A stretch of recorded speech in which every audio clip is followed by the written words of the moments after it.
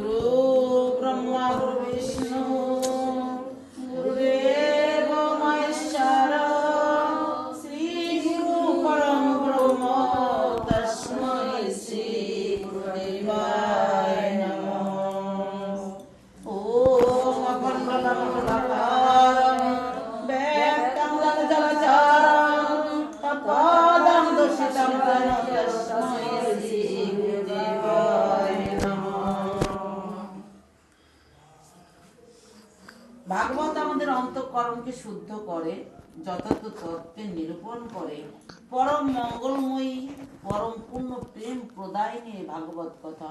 যখন কোনো সুকৃতি মানুষের ইচ্ছা থাকে সে ভগবানের কথা শুনবে, ভগবান তার হৃদয়ে এসে আসন গ্রহণ করেন। ভতে ভক্তি জ্ঞাতে জ্ঞান বতে বৈরাগ্য ততে প্রাপ্তি। এটা শুনলে ভক্তি জ্ঞান বৈরাগ্যের প্রাপ্তি হয়, সেটাই তো ভাগবত। এই ভাগবতটা সুখদেবের মুখনিসৃত বাণী। ব্যাসদেব যখন আবির্ভূত হয়েছিলেন, পরাশর মুনির ছেলে ছিলেন ব্যাসদেব, আর ব্যাসদেবী ভাগবত রচনা করেছিলেন।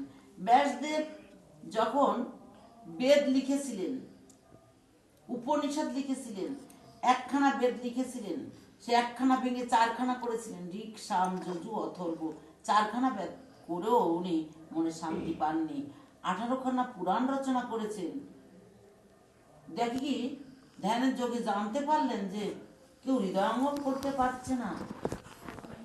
তখন উনি চিন্তা করলেন, সরস্বতী নদীর তীরে বসে গুরুদেবকে চিন্তা করলেন। শোনেন, আপদে বিপদে যদি আমরা গুরুকে স্মরণ করি, গুরু পারের কান্ডারি হয়ে পার করে দেয়।